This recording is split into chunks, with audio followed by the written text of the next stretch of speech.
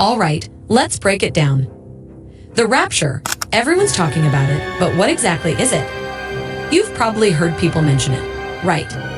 It's this big event where Jesus comes back, takes his followers up to heaven, and boom, they're gone. Sounds pretty wild, right?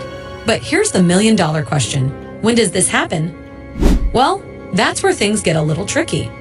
Some say it happens before everything goes crazy. Others think it's right in the middle of the madness. And some believe we're here for the whole roller coaster before Jesus saves us. Confusing, huh? You're not alone. But don't worry, I'm here to simplify it. By the time we're done, you'll have a better grasp of what's what. Maybe you'll even know where you stand on the whole rapture debate. Before we dive in, do me a quick favor. Hit that like button, subscribe, and turn on notifications so you don't miss any of my uploads. I talk about faith, life with God, and the kind of stuff that helps you grow spiritually. All right, let's get into this. The pre-tribulation view. Let's start with the pre-tribulation view. This one's pretty straightforward. Jesus comes back before everything goes haywire. Picture this, the world's a mess, the Antichrist shows up, makes some huge peace deal, and while everyone's distracted, poof, Christians disappear. Those who believe in this view think they'll be taken out of here before the worst 7 years of human history, Eka the tribulation, even begins. Sounds like a pretty sweet deal, right? Why do people believe this? Well, they've got their reasons, and they back it up with the Bible. In the book of Revelation, chapters 1 to 3 mention the church about 19 times. But after chapter 4, nada. Coincidence? Pre-trib folks don't think so. And then there's Revelation 3:10, where Jesus promises to keep the church of Philadelphia from the hour of trial that's coming on the whole world. Pre-trib believers take that to mean, we're out of here before it all goes down. And let's not forget Paul, who says in 1 Thessalonians 1:10 that we're saved from the coming wrath. Peter also talks about how God saved Noah and Lot before he destroyed the world with a flood and Sodom with fire. So, pre-tribbers figure if God saved them from judgment, why wouldn't he do the same for Christians before the tribulation? They also see a difference between Christians and Israel. Since Israel rejected Jesus, they believe the tribulation is more about them. But don't worry, many Israelites will come to faith during those tough years, and when Jesus comes back, they'll be saved too. The mid-tribulation view. Next up is the mid-tribulation view. According to this group, Christians will stick around for the first half of the tribulation, but don't freak out. They'll be taken up before things get really bad. It's kind of like, yeah, we'll go through some tough stuff, but not all of it. They believe the church needs to be tested, and they compare it to how early Christians were persecuted. So, mid-trib folks say we've got to endure a bit of heat before we're raptured. They've got their scriptural reasons too. Matthew 24:13 says, "The one who endures to the end will be saved."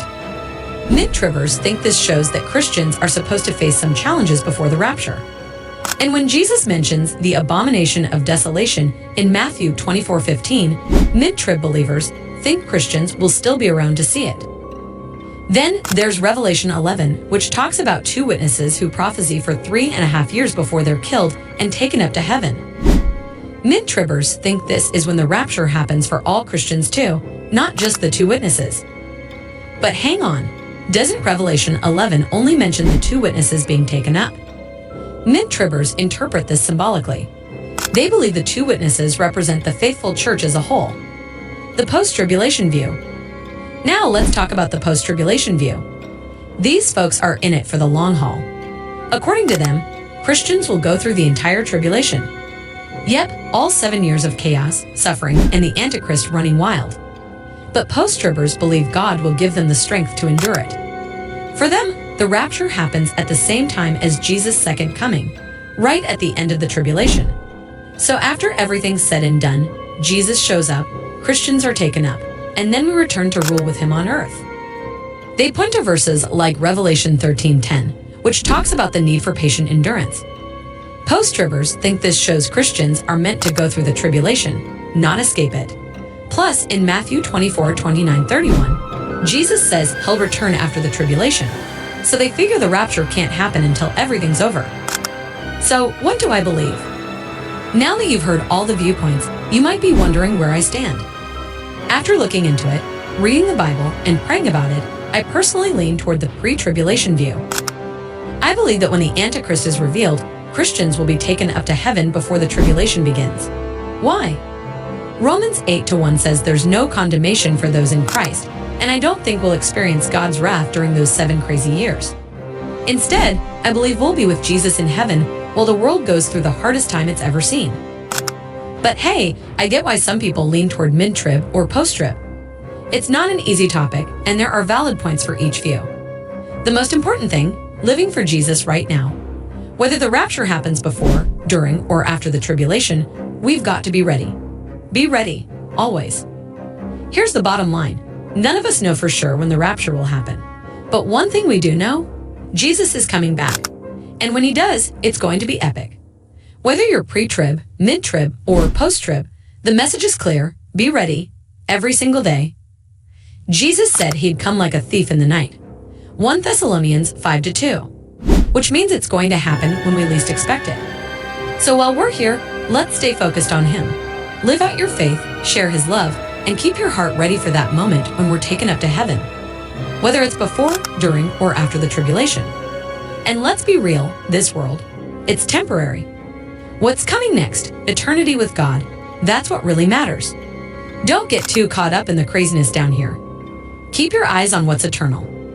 If this video hit home for you, share it with someone who needs to hear this message. And if you haven't already, go ahead and subscribe to the channel for more content like this. Stay blessed. What to watch for and how to stay ready. Now you might be wondering, what do I need to be doing while waiting for the rapture? Well, for starters, you need to live your life like it could happen any minute. But that doesn't mean dropping everything and sitting around, waiting. It means living for Jesus every day, loving people, helping those in need, and keeping your relationship with God strong. We're called to be a light in this world, even when it feels like it's getting darker. And when you see the world getting crazier, wars, natural disasters, moral decline, don't be surprised. Jesus warned us that these things would happen. They're signs that the end is coming closer, but they're also opportunities for us to shine brighter. Stay connected to God through prayer, reading the Bible, and surrounding yourself with others who are serious about following Jesus. This is how we stay strong and ready, no matter what happens. To wrap things up, the rapture is something every Christian should be thinking about. We don't know when it's going to happen, but we know it's coming.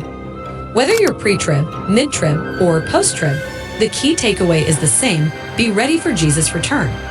Don't get distracted by the temporary stuff. Keep your eyes on eternity and live for Jesus like today could be the day. Thanks for hanging out with me today. If you found this helpful, give it a thumbs up and don't forget to subscribe if you haven't already. Until next time, stay blessed, stay ready, and keep living for what truly matters.